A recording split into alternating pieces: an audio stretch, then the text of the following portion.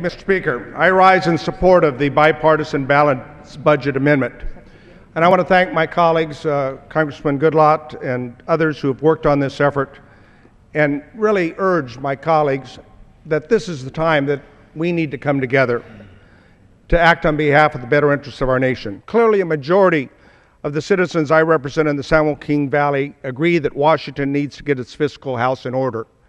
We all want a balanced budget, but too few are willing to make an agreement that will move us toward that goal.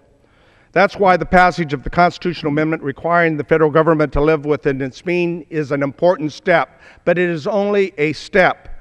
To balance our budget, members of both parties still have to come together to set priorities and, yes, make compromises and shared sacrifices to produce fair, balanced budgets each year.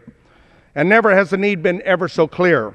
Our national debt recently surpassed the GDP for the first time since World War II.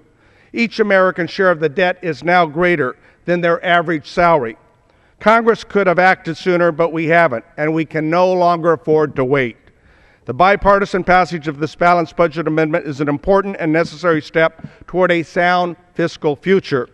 And as a co-sponsor, we should pass this measure.